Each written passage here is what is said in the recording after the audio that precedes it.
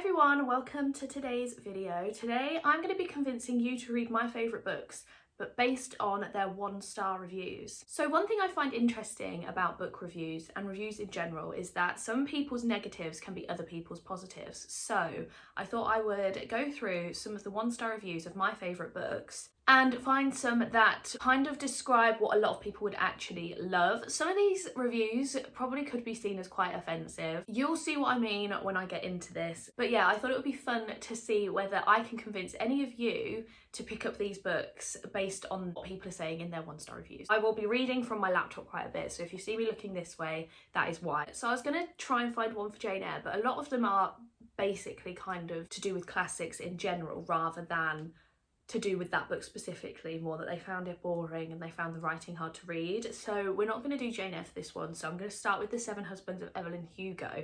And I will say, like, I can appreciate bad reviews of books that I love. I understand why people have certain opinions of the books that I love and that they may not enjoy so much, but some of them just make me laugh. But let's just go through this one. I was really enjoying this story of old Hollywood. It was riveting. And then I was a little less than halfway through the book and they hit you with the lesbianism. How did I miss this in the reviews?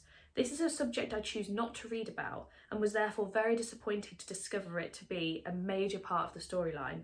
There's just nothing else to say. This is what I meant when I say some of these reviews can be offensive, but I think that sounds like a great book, to be honest. So thank you, reviewer, for sharing that review. I'm sure many people will pick that up based on that review. Another review on a similar vein says, this book is all over Bookstagram / my IG feed, and many readers have said it's one of their top reads of last year.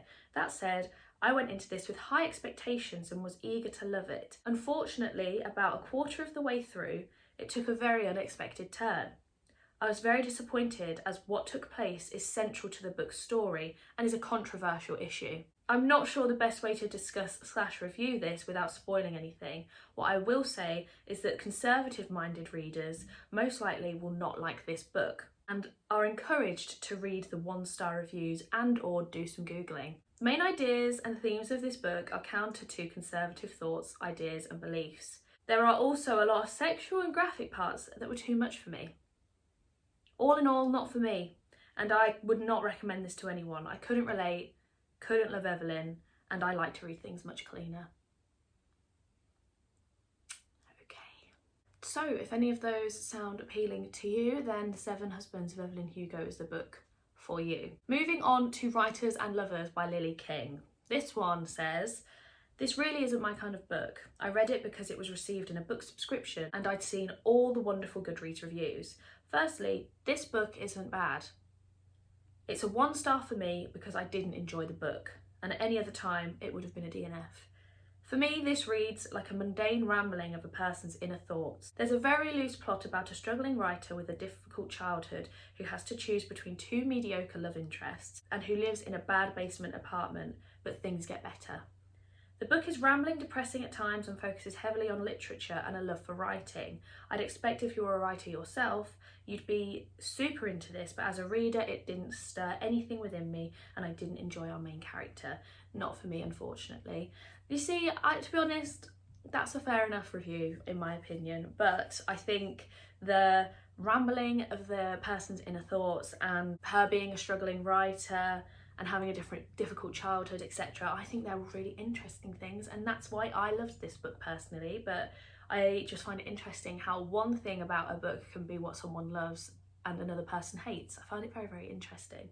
Okay, let's move on to Black Cake by Charmaine Wilkerson. This is one of my favourite books of last year and one of my favourite books of all time.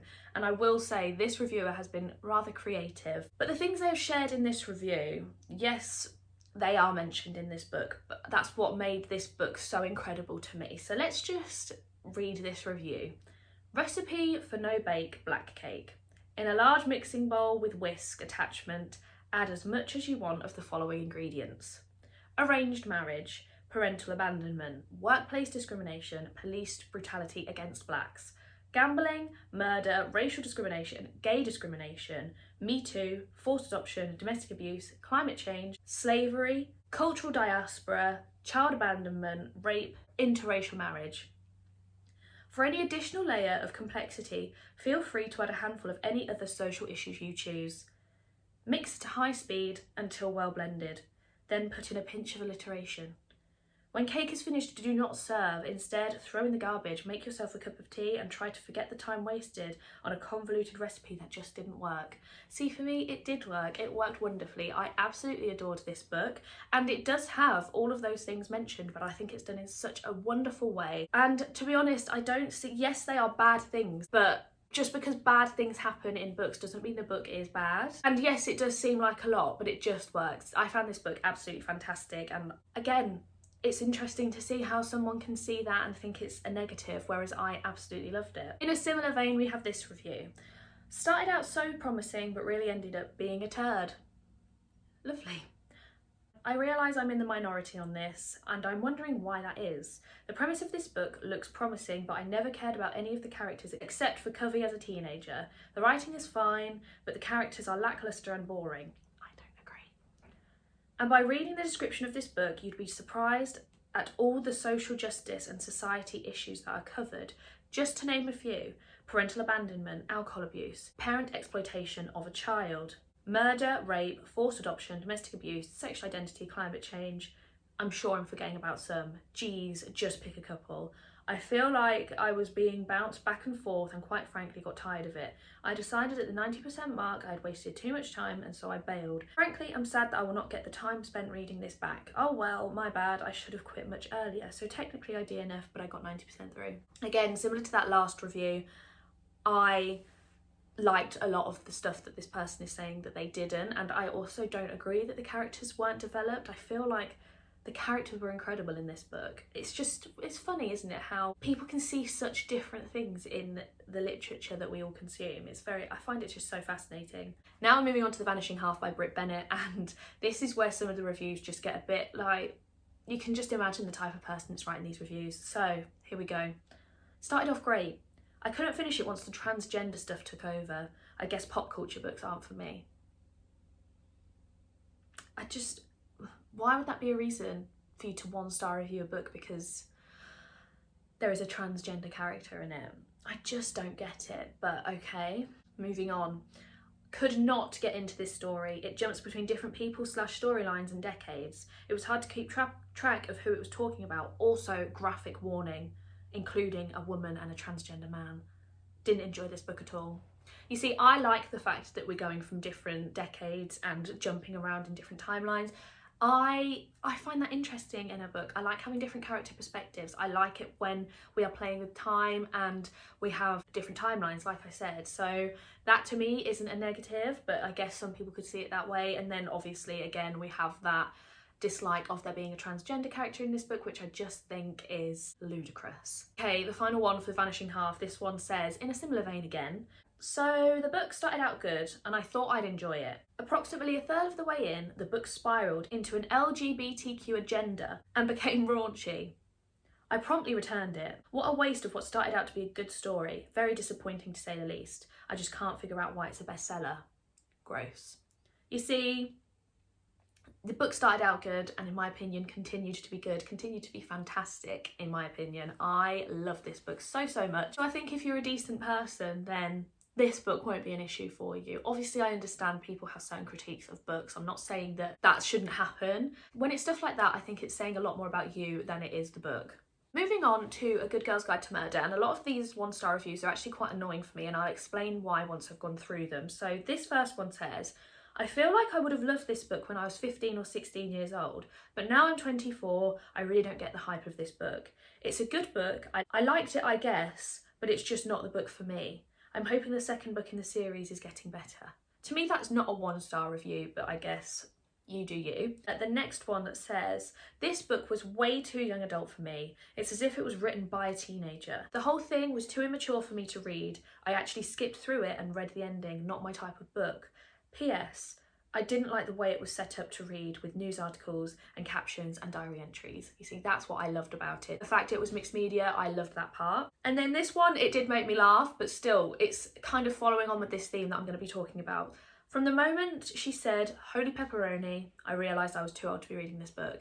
So I think the thing is with this is that adults are reading this book, which is a YA book, and are upset that it's reading too young for them, but it's not written for them in the first place. This is written with a YA audience in mind. So I don't understand how you can be giving that a 1-star review when it's not intentionally written for you in the first place. It just kind of winds me up. I find it really quite irritating when people make that argument, but I guess it kind of goes in with the fact that there are a lot of young adult books being written with adult audiences in mind rather than that target audience of young adult teenagers. I just found these really quite annoying. So I think if you enjoy YA for what it is, books for younger readers, give this series a go because it is absolutely fantastic. And a lot of the bad reviews of this one are related to the fact that like it reads too young for them, which it's a young adult book. I don't know what people expected going in. Obviously there are other reviews that they're kind of a bit spoilery, so I can't really go into them, but YA books are for younger readers, so I don't understand how you can go into it and be angry that it's too young. It just annoys me so much. And then finally, I'm going to talk about Monday's Not Coming by Tiffany D. Jackson. This is another YA book. This one had a lot of the opposite. So a lot of them were spoilery, so I couldn't include them here, but a lot of them were saying this reads too old for a YA audience. And I think in a lot of those cases, you're kind of not giving teenagers enough credit because yes, these are dark topics. The way it's written is still for a YA audience. It's just that it's darker in nature, which is what I think people are referring to. This one made me laugh though, because I just think it sounds great. It makes it sound really good. But this is the 1-star review of this book. This is a good book. I just thought it was a little scary and it was really difficult for me to read just because of the tension throughout its entirety. Yes, this book, I guess you could class as scary. It is a YA mystery thriller, so you're going to have those themes in it. It is very dark, but it's absolutely incredible. It's fantastic. It is very, very sad. Again, I don't understand why that's a 1-star review. I don't get how you can start off a 1-star review by saying this is a good book. But again, I guess people just have different rating systems and review books differently, and that is okay. So that was a quick one from me there. I thought it would be really interesting. Let me know if I've convinced you to pick any of these books up based on those 1-star reviews. But that is it from me today. I really hope you enjoyed this video. If you did, I would love it if you could like and subscribe, and I will see you in the next one.